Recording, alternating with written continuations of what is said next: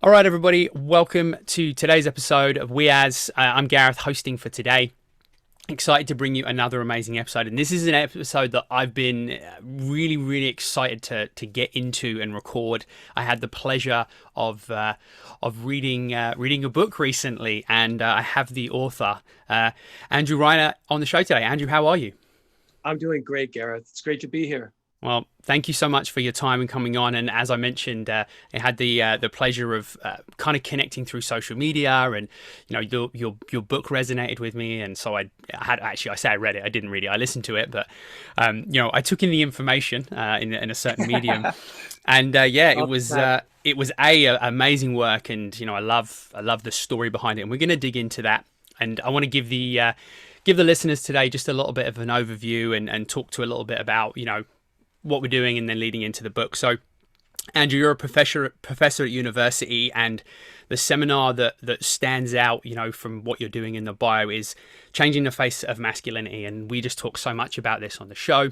So Right. powerful. And, not only is it about masculinity, but, about it's a very broad spectrum when it comes to masculinity, and you've used those skills that you've developed in many publications, your New York Times, Washington Post, Canadian Broadcasting, etc. So there's many ways that you've been able to get that message out there, which I love because it's such an important message, and that obviously led to you authoring the book Better Boys, Better Men, which is fantastic. We will talk about that and link in the bio and let everybody know where to get it, but it is amazing, and I definitely recommend it as an amazing read.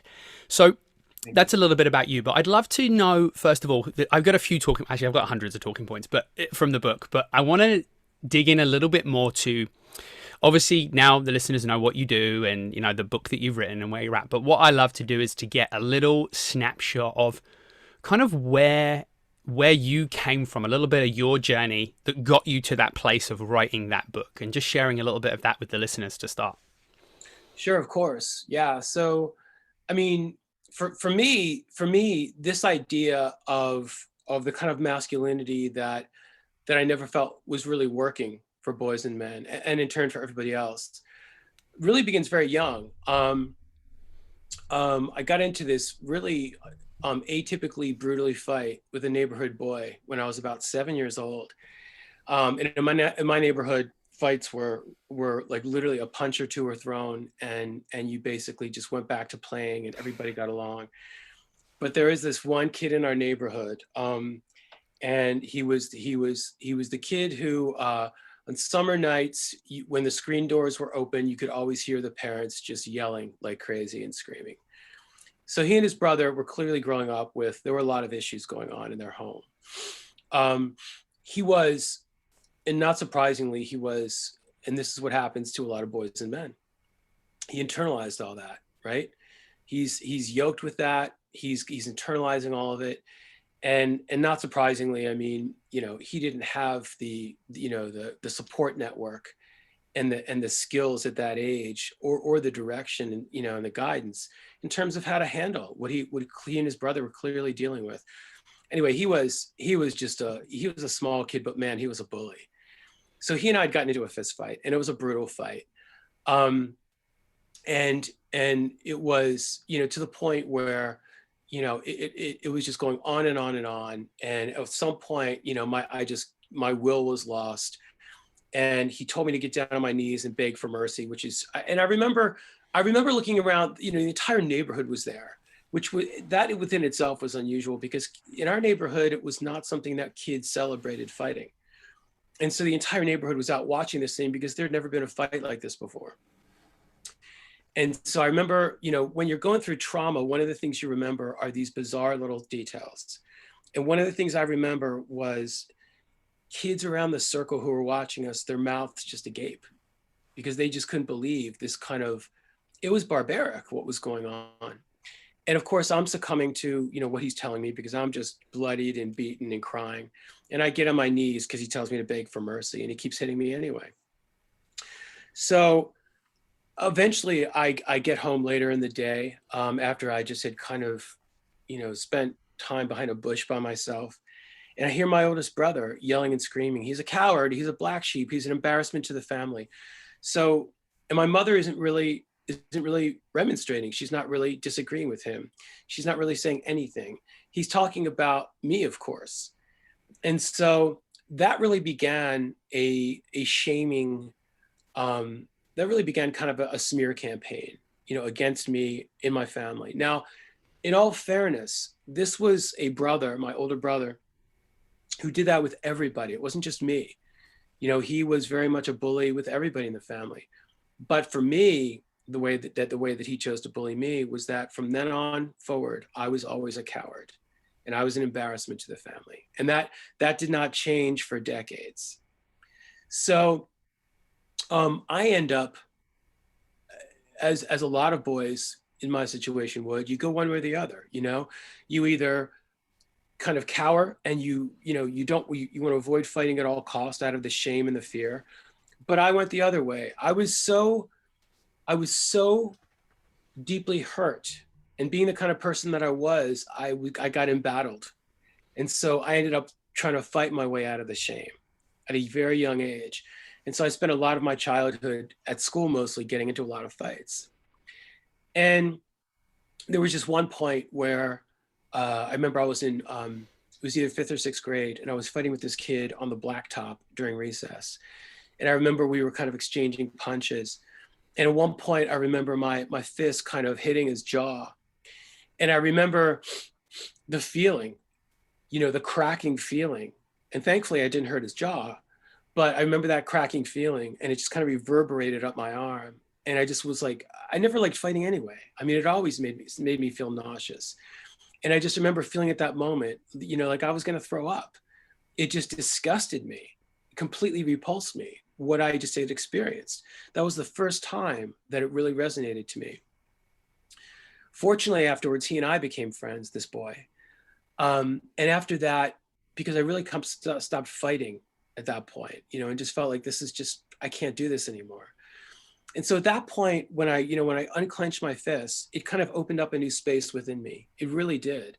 It opened up this kind of consciousness that I had been really kind of blocking out. And I was just so much more aware when I unclenched my fists of just the way that as boys, we were expected to talk to each other and to treat each other. And I couldn't stand it, because so much of what I saw was reflected in my brother at home. The brother that was just bullying everybody and shaming everybody.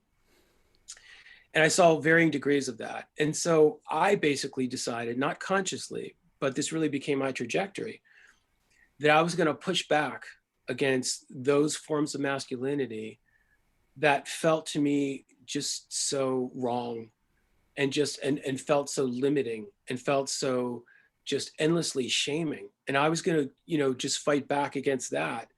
I was an embattled person anyway, so I was going to kind of go the other direction, but I was going to give it everything I had. So it was a kind of pitch battle. It was my own little pitch battle that I had, throughout my teens, and it really kind of picked up in my 20s and 30s. And then my son was born. And so when my son was born, he's 9 now, it suddenly was like this second reckoning.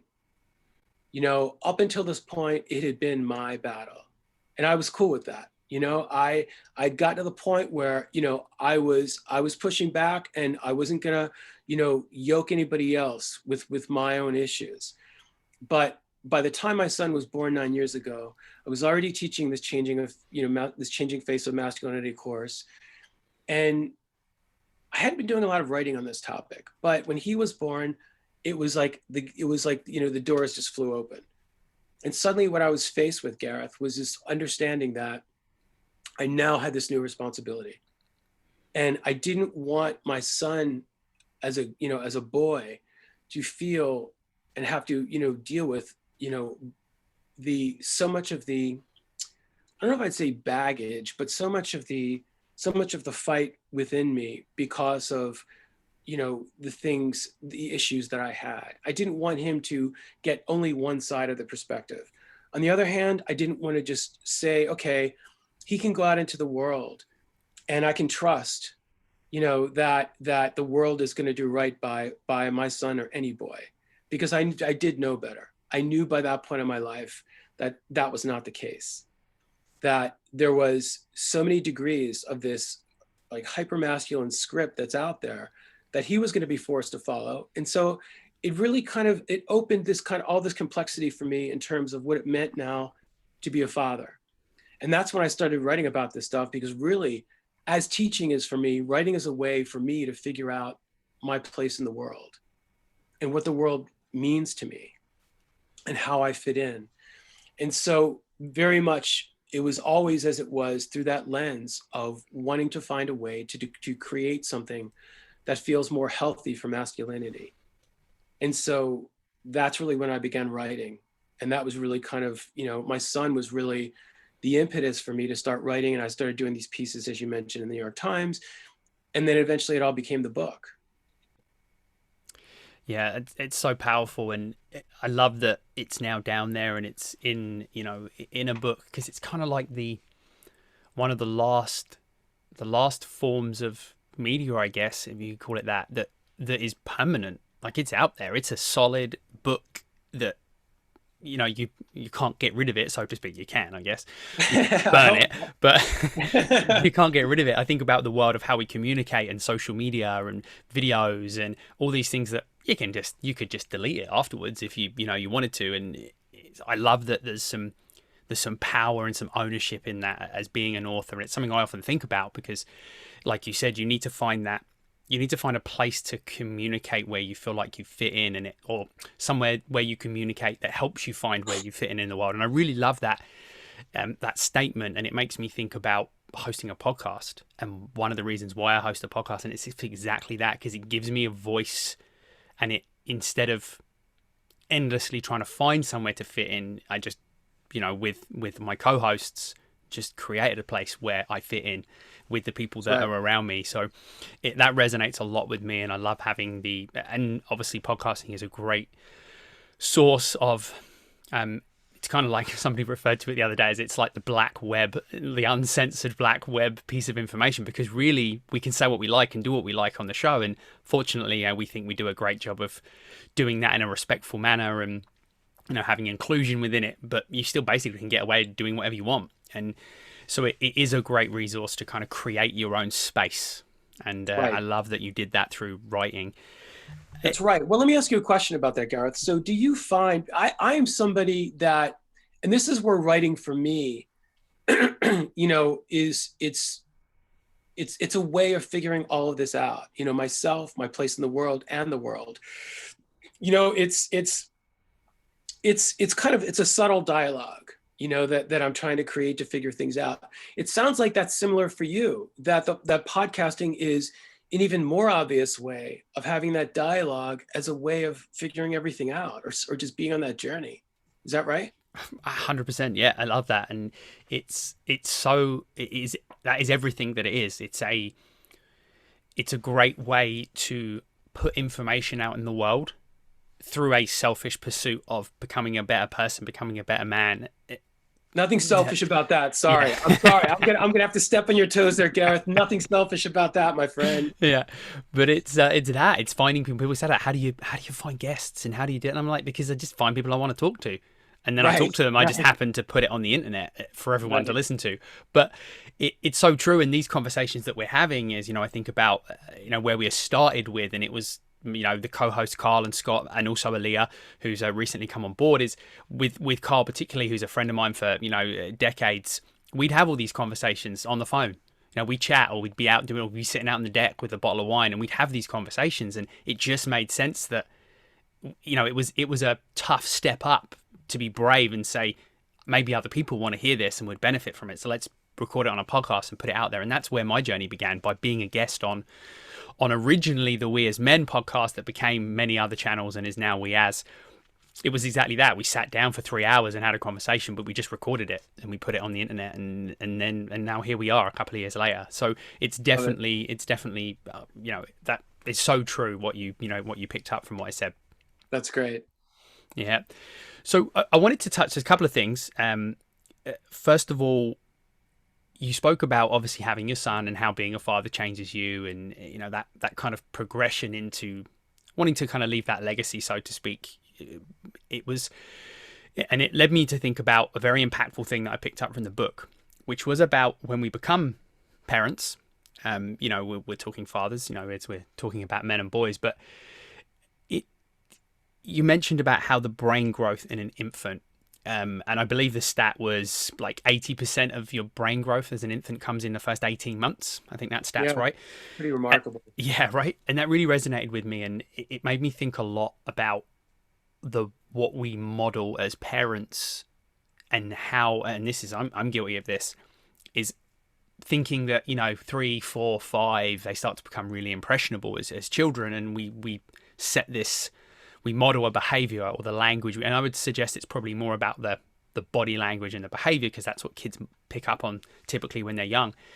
But we could do such a better job with, in the first year or so of life of our children, with modeling what we want them to see, and as a result of that, what we want them to become.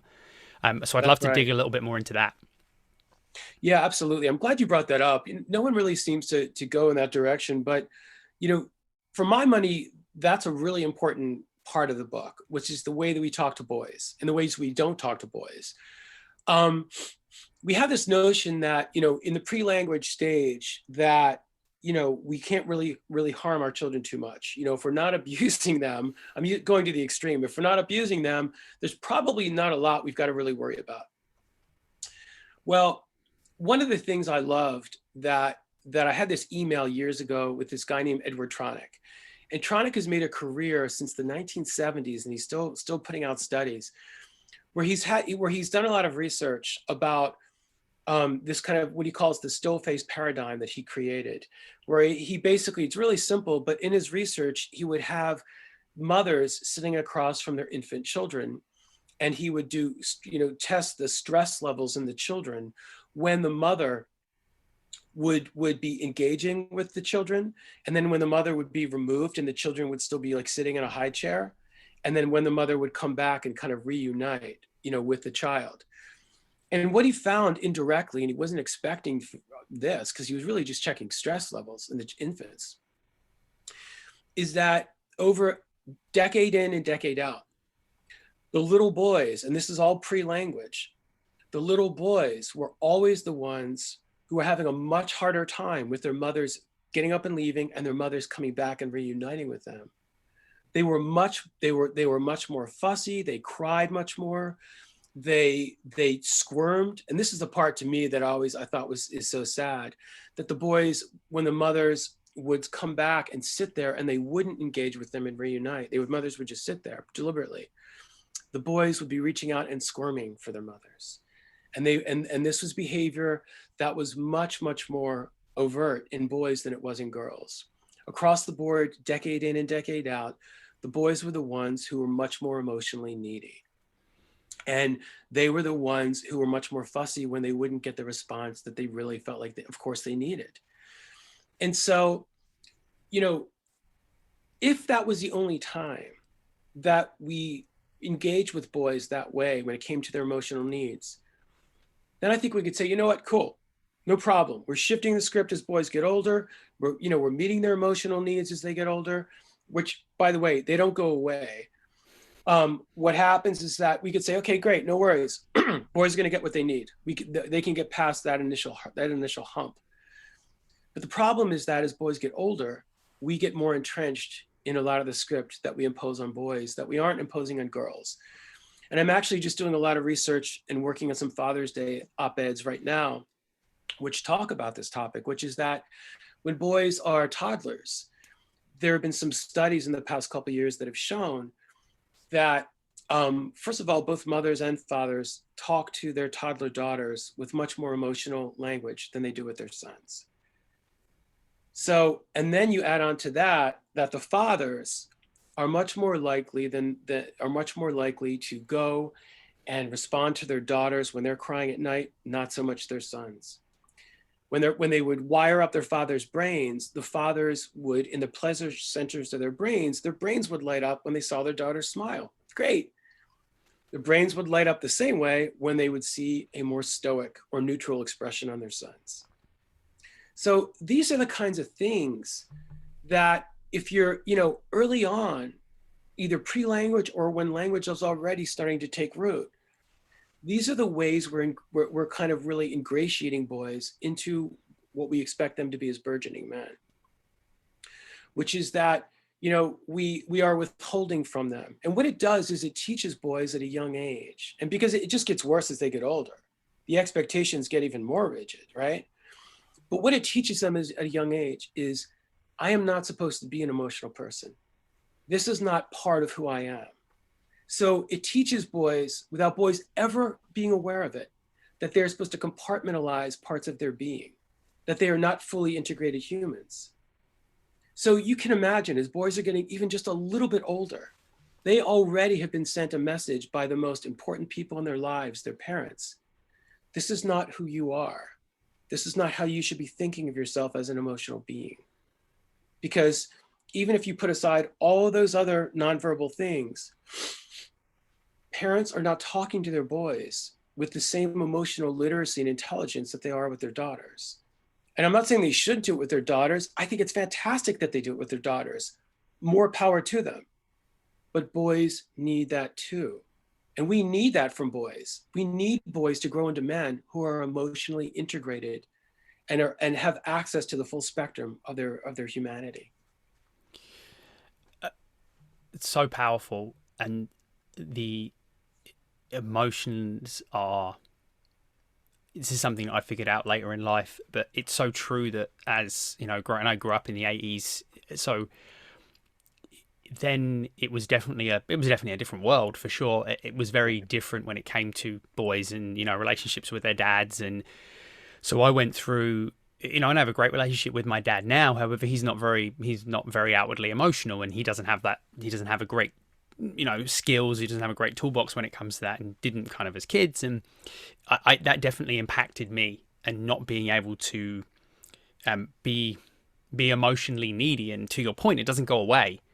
And I've That's always right. felt, it's funny, I literally had a conversation last night, and that will be weird to the listeners because it will have gone out in June. But there's an episode on our Thursday show where we do a host-based show, and I spoke to Scott, our co-host, and we were talking about masculinity and how I've had this ongoing issue in my life with being uncomfortable showing up with my interpretation of masculinity in the world. So, and it's a lot to do with that needy, being emotionally needy, but never feeling like I was allowed to do that by the people that I was surrounded by, and to my point, making a platform where I can do it. But that need for conversations geared around emotions, for me to be emotionally needy with my male friends, and also my female friends and my wife and everything else. And I'm definitely the emotional one in our house. It's never really accepted. It doesn't feel like it's accepted. And we spoke about to your seminar and about changing masculinity, and Scott had mentioned this when we were talking last about how do we need to change masculinity. And I actually I'd love to hear your thoughts on this. I actually challenged him on that, and I said, I don't know that we need to change masculinity, because it shows up in many different forms. And as long as you're not being a dick about it, and you're being a decent human being, Yeah. showing up as your version of masculinity is important. But it's more important that it's accepted in the greater society. So rather than changing maybe someone's interpretation of that, is accepting someone else. So I'm okay if somebody wants to be hyper masculine, but they're doing that respectfully, and they're still aware of other things. I want to accept that, but I also don't want to feel extradited from a certain social set or whatever it might be, because that doesn't resonate with me, and that isn't how I present my masculinity. So it was about, basically, he was saying change it, I was saying accept it, and I'd love to hear your kind of thought on that. Yeah. I think it's fantastic, Gareth, that you guys are talking about that. I really do, because these are the conversations, man, we need to be having. Absolutely. As guys, we need to be having these conversations. So first of all, yeah, I do think we need to change masculinity. And here's the caveat. We need to change it if we are still expecting and imposing a form of masculinity that is very limiting. If it is a form of masculinity, just to give you some examples, that means that, our emotional needs have to be swallowed back because we feel that we are being less masculine if we are trying to get our emotional needs met. So if we need to swallow it back look like we're cool, we're in control, that's a problem.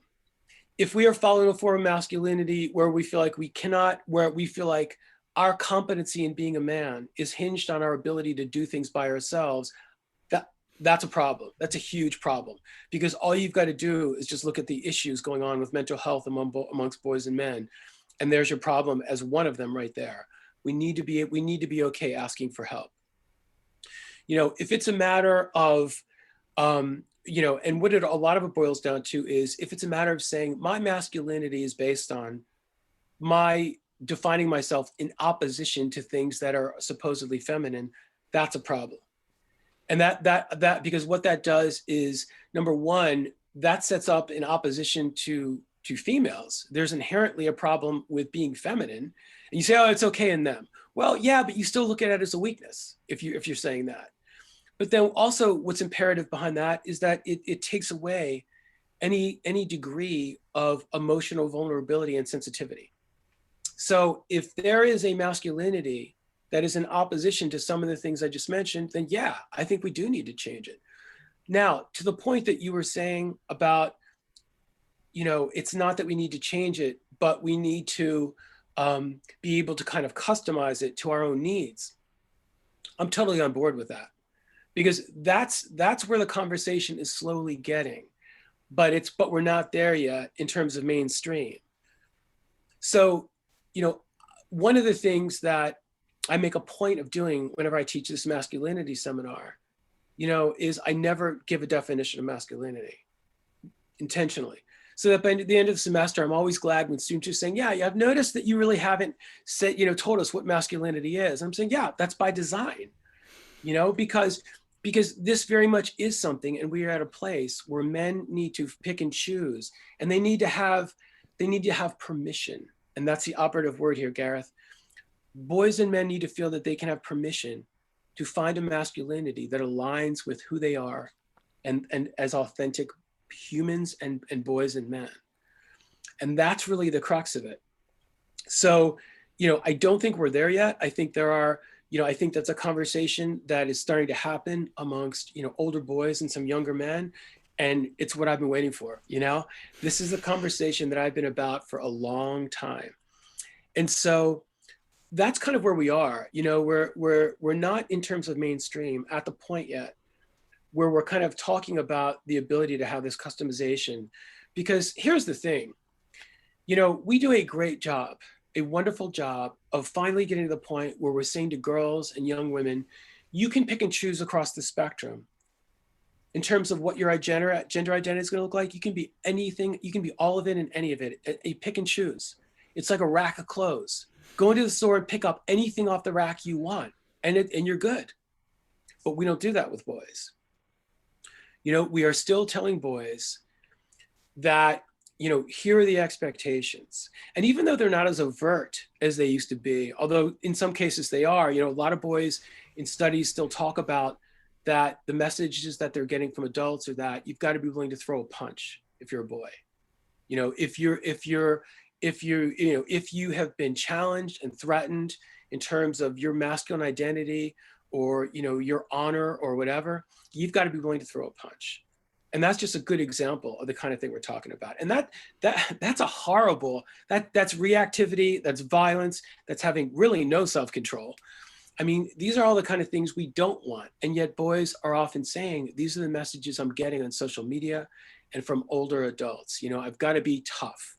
I've got to be able to do things on my own. And I heard that time and time again in the high school boys and the college boys, young men I interviewed for my book, that they weren't necessarily throwing punches, but they felt like they had to be able to handle things on their own because their parents were still telling them, you need to do everything on your own if you're going to be a man someday, and you've got to be able to handle things on your own. You've got to be in control, and so that's an example of a huge problem, because a lot of the boys and young men that were getting these messages, Gareth, had suicidal thoughts, or some of them had even attempted suicide. And a lot of them were depressed.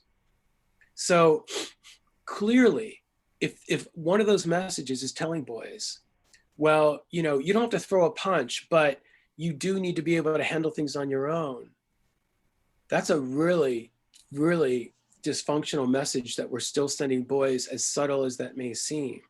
So all of that said, yeah, I think we're making progress, but there are still vestiges that are holding a lot of us back who are very conscious and conscientious about our masculine identity. There are still vestiges that we're being yoked with. And that's really where I think the conversation, needs to go in terms of healthy masculinity, because I think a lot of it is, I think a lot of, thoughtful, boys and young men and men, aren't buying into a lot of those other things, those more kind of what a lot of people, of course, are calling toxic masculinity. But I do think that a lot of us are still stuck, and we're feeling a lot of anxiety and depression because we feel like we're failing as men if we can't figure this out on our own. So true. We're so good at, as men in general, and all the men I have the pleasure of speaking with are, and this is a taught behavior, we're so good at putting ourselves on an island when it comes to any struggles in life and whatever it might be. And we go out there, and I notice it with friends of mine, and in the past I've seen it, and many other men in my life, where people all go quiet.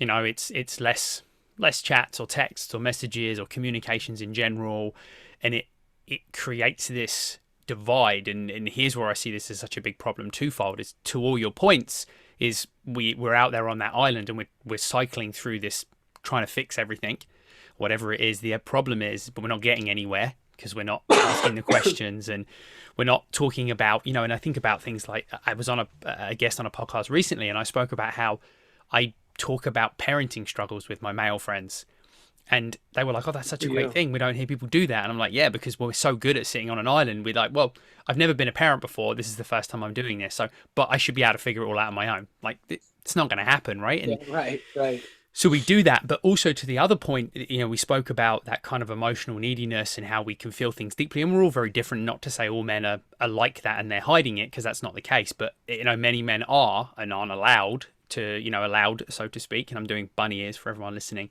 Is that we're emotionally needy? So it's twofold of a problem. Is men, we put ourselves on an island, and then the men in our lives, a lot of them that do feel things deeply, are then creating a narrative in their head that it's something about them, because it's me. So if my friend is putting themselves on an island because they're trying to figure something out and they're going through something and they're not sharing it, it creates a distance which I assume is something to do with me and something I've done or an issue I've created.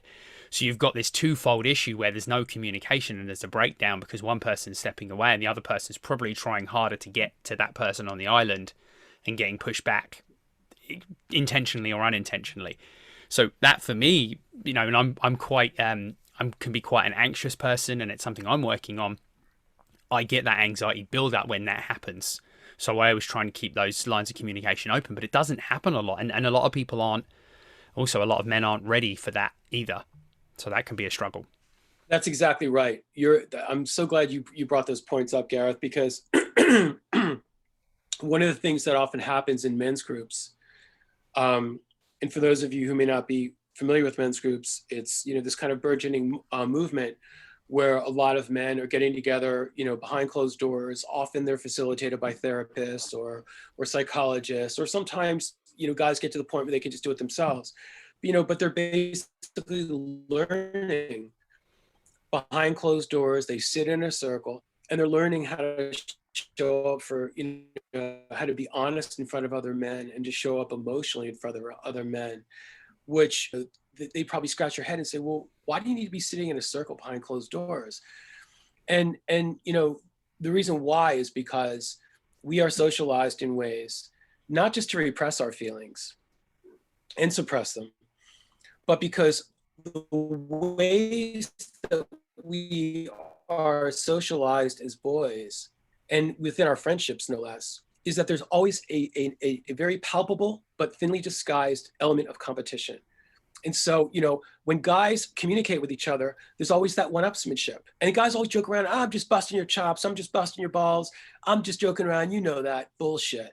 What really is happening there is that, even though it's not meant in any menacing way, is that guys, and they're not even aware that they're doing it, guys have been so ingrained with competing with each other that even when they're in their friendships, they're always trying to like be the one to tell the great drinking story, or to tell the funniest crazy thing that they did. You know, they're always trying to outdo each other, or they're always trying to, you know, when a guy is busting on another guy, what really is happening there is it's a status thing. I'm belittling you so that I can look a little bit better in the moment. That's always going on.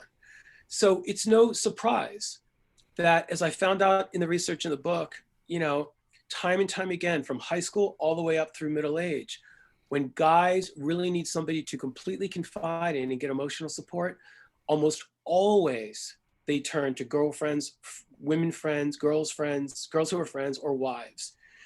And it's not a coincidence. And a lot of these guys won't even go to them, which is even worse. But because a lot of guys know that if I'm out in public and my physical being is being threatened by another guy, my friends often will have my back. But they don't have my back emotionally. They don't, when it comes to the emotional intimacy and that other form of courage, guys don't have each other's backs. They don't go there. And a lot of guys will say, well, I don't, you know, like you were saying, I can't talk about that with my friends. Why? Well, because number one, they'll either laugh at me, they'll change the subject, or they'll make it clear to me it's not a place that they really feel comfortable talking about. And I don't want to burden them. And so all of those, you're absolutely right. Those are things that are all very true. And it's why when a lot of guys are in men's groups, they can't take that same emotional transparency that they can create in that container of a circle. A lot of times they can't translate that into the outside world. And so that's, you know, that to me, that's tragic. And I don't say that with any overstatement at all. It's tragic that it's great if you can finally find a place where you can get away from all that competition and you can find a way to learn how to have emotional trust with another guy. That's huge. But what we need to do next is to be able to take that into the outside world and still have our own needs met. We are too effective as men at sacrificing our emotional needs. We are way too effective at that. And that is something that in the book that I'm really leaning into, because one of the things I say is, you know, in many ways, what I want in that book is I want to take this conversation far forward. We need to stop sacrificing our emotional needs. We've got to have them met because our lives depend on it. And the people in our immediate spheres, they depend on us too. And the more that we keep, you know, that we keep pushing down and sacrificing our emotional needs, the more compromised we become with our mental health. We're not serving anybody by doing that. Yeah, we have to, it just reminds me of something that, you know, we talk a lot about on the show, and, you know, we live by our motto, which is surround yourself. And it makes me think that that just comes right back to the front of my mind again. We have to be so much more aware of who we are surrounded by. And yes, we need to bring the greater conversation, you know, you writing a book, us talking about it on a podcast, whatever it is, to raise awareness and create that permission for someone else. However, we have to be okay finding the people in our lives that can create that place for us, that can create that safety. And if it means moving away from someone towards somebody else, that's okay. No one needs an explanation or permission for that, you know, and if you want to give it, that's fine. And if you feel like that's necessary, however, you have to protect your energy and protect your mental health. And we talk about it as the vulnerability handshake. And, you know, we discuss how vulnerability is like a handshake, because if you extend out vulnerability like a handshake and the other person doesn't put their hand out, you've then got this awkward thing where nothing's happening. There's no connection. There's no nothing. And so we have to, as men, be better at receiving vulnerability, to your point, even when it's uncomfortable. And we also have to be good at opening up and creating that space and being vulnerable. So it's a two-way street. And that's why I love these conversations where it goes both ways, and why we use the conversation format in the podcast for that reason, because it does allow both sides. And so many times I've had, you know, many people on the show, women as well, but men specifically, where they'll share things and they'll talk in a way that they share with me after the fact, now when we stop recording, that they've never really spoken about it like that before. And it comes from, you know, a skill that I've developed in being able to do that because I've done it. You know, it isn't something magical. It's just because I've been there. And then I realized that if someone else is going to allow me that space, even if it's a listener on the show, that I need to allow that for somebody else. So we all have to find those people and That's find those right. people to surround ourselves with. And you talk about it, it reminds me of when you're telling stories about lots of people that you interviewed for the book. And you spoke to, and I had it written down because I knew I'd forget his name, but you speak to a young man called Taylor, and he talks about that with the cross-country running team and the kind of people that were, I don't know, like social outcasts, so to speak, and Yeah. how he found those other people in that environment. And I love that story, and that was something for me that I felt like I went through my life kind of in these like social groups that didn't really resonate, I didn't connect with, until I found some people later in life that were my cross-country running team, I guess, so to speak. Yeah, that's important. I'm glad that you found it, because as you know, especially a lot of younger guys don't.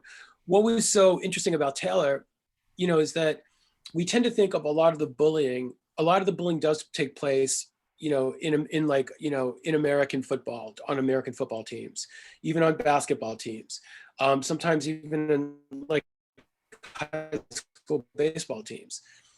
But Taylor was actually bullied on his cross country team. That's like the last place we expect to find, the kind of bullying that he was receiving. You had mentioned that you're the one with big feelings in your house, and between my wife and me, that's me. That's always been me. Um, has it been challenging for you to get her to accept and to accept your kind of big feelings and your need for this kind of emotional conversation? And does she meet you where you need her to be, if you don't mind me asking? No, not at all. Because I can tell you, It's and, definitely and let me ask you this: if that's too personal, please don't go there. Then I totally respect that. no, no. No, that's fine. No, not too personal at all. Yes, it's. I'm very fortunate that I have a partner that is able to do that. However, it's been a very. It wasn't always that easy for her to do it. And when we first met and we began the relationship, it wasn't so. She wasn't able to, and she came from out of a relationship where she had the opposite of that. So, someone that was very suppressed in that didn't share and didn't talk. So it was a lot of information. And I do a lot of the talking and kind of getting that stuff out in our relationship. And, there were times, early in our relationship where it would be the more of, just the kind of subtle things that didn't really mean anything, but like, oh, I think you're being a bit too sensitive about that. Which is really hard, because the minute you hear that, like, all right, well, maybe I'll stop being so sensitive. However, that's who I am. And I am sensitive to those things. And she's such an amazing human being that she's picked up on that over the years and noticed that shuts me down. So now it doesn't really happen in our conversations, and she's very open to that and is happy to just sit and listen to me, go on and on and on about whatever it is that I want to share, and be okay with that and understand that she can help me navigate that as opposed to shutting it down. That's great. Thank you for Yeah. sharing that. Yeah. I'm sure a lot of your listeners will appreciate that. I know I do. So thank you. I'm honored that you're willing to share that. Because one of the things that happens for a lot of men, a lot of us are much more sensitive than we ever want to admit. And what happens, of course, for a lot of boys and men, and high sensitivity is 1 in 5 people are highly sensitive people. That's just the wire. The difference is that we don't see that in a lot of boys and men because they're taught at a young age. They've got, and so they learn how to hide it. The problem is, of course, you can't hide deep, authentic feelings without them coming out, in much more like maladaptive, dysfunctional ways. And that's a big part of the problem. And so that's why it's really important, for those of us who really are sensitive people and need that in our lives, that sensitivity and that emotional honesty. It's important for us to give ourselves permission, even if other people won't necessarily do it in our lives. It's important that we say, this is who I am. I own this. This is actually a strength. And it's important for us to give ourselves permission and to find people, as you were saying earlier, in our lives that will also support and give us permission to be that way. So that when we go into relationships, because I had a similar dynamic with my wife, I've had to basically be the one to talk about, for instance, for us, one of the big things for me was By the time I met my wife, I knew that I wanted emotional vulnerability. I knew that that was a strength and that was an anchor in a really strong relationship. And I knew it would be for me as well. And so that was one of the things. And it's been a slow process, but to her credit, she's been willing to slowly go there, and it has helped our marriage tremendously. But you know, it's hard for guys because a lot of times, as you said, it feels so much harder when we get rejected that we feel like, why would I ever want to do that again? It makes me feel weak. I don't want to appear weak. Why would I want to do this again? Yeah. And we need to. We absolutely, and we need to. It's something we have to help each other with and teach each other to do and give each other permission to do. Yeah, it's like, and I just think of it, in my world, and, getting to coach what lots of wonderful people all day, every day is, I always talk to this, and it's the same thing is when the first time you do a squat, the first time you do a different type of exercise, the first time you, I don't know, record a podcast, whatever it might be, it's gonna sometimes feel a bit shitty, and it's not gonna feel great, and it's gonna take a while to learn it. It's like anything, being vulnerable, sharing your emotions, it's gonna feel weird and awkward. And when you do it more and more and more, and then suddenly you realize, actually, this is just another learnt skill that we have. So that's really, really important, like you said, that we keep doing it and keep having those conversations. I'm conscious of time, but there's one more thing that I want to loop back to it because I think it's so important, and I wrote it down, and I wanted to get your view on it, and I think it would be a great place to kind of bring everything together. I want to go back to parenting, and we had that conversation, and we spoke about the conversations we have with boys. I have friends of mine that have young boys in their life, and their kids and other people they're influencing, and the importance of that. What I wonder is, and I don't think anyone listening is going to think this, but just in case, is to think, oh, well, I'm a parent of a girl, so no, not really my responsibility. And where I see this from my point of view, and we can dig into it a bit more, is I'm a parent of one, a 4-year-old girl, so I feel very passionate about these conversations and creating better boys to create better men, to quote the book. However, where do I play my part? And how I see, because people ask me often about that, and here's how I see it, is just as important, is the girls in our lives are learning what to expect from the men that we are raising, other people in our lives, other people in our family. So it's just as important in my eyes that as a father to a daughter, that I create this model of what is out there, and what you should expect from, if you choose to have a male partner in your life as a female, what you should expect, or from any partner actually, and what is okay. And that really is anything, that it's okay to be that and do those more quote unquote feminine things, or whatever you want to call them. Because I do those things with my daughter, and I think it's so important that I do the fun things. And she's at daycare 3 days a week. She spends 2 days with me, so I'm caring for her a lot of that time while my wife's working. So I have to be okay with doing those things, so she sees it. And we do her hair, and we paint nails, and she dresses me up, and we do the things that are typically what young girls are doing. We play with her dolls, we do all those things, and I just think that's so important. And I'd love to kind of hear, I guess, what you've come across, although you spent a lot of time obviously interviewing young men for the book and in your research, but I'm sure it's come up when there's been fathers of daughters, and how that can impact on a macro level, the relationships between men and women, or whoever, in the future. Sure. No, absolutely. Yeah. It's so honestly, I've got some mixed feelings on that topic, and I'll tell you why. I think a lot of young dads are doing an infinitely better job with their daughters. We see this all over social media, and I think dads are doing a much better job of meeting their daughters where they are. And I applaud them, always will applaud them for that. Because as you said, I think it's great that you're doing that. Dads are doing their girls' hair, they're doing their nails, they're doing things with their daughters, that they're meeting their daughters where they are. And I always will applaud that. The issue that I have is that if you look on social media and you look at the way that dads are typically bonding with sons, it's very stereotypical. You might see a father with his arm around his son. Okay, great. But typically you'll see a dad kicking a soccer ball, or shooting hoops with his son, or throwing a football with his son. That's great. There's nothing wrong with doing those activities, but then, you know, the extent of the connection is often maybe an arm around the sun or a fist bump. There are a lot of boys out there, you know, and my son is one of them, you know, who, you know, wants to sometimes have his nails done, and he loves having henna, you know, putting on. My wife does henna a lot. He loves having henna, you know, on him, like henna, like, you know, designs and things like that. And he's got long hair. And so, you know, it's, you know, doing his hair. But I think it's important for fathers to meet boys where they are. Don't impose, you know, what you think your son needs so that he won't be bullied, or so that you won't look like you are not raising a masculine enough boy. Boys, a lot of boys today are a lot more sensitive and much more self-aware than they used to be.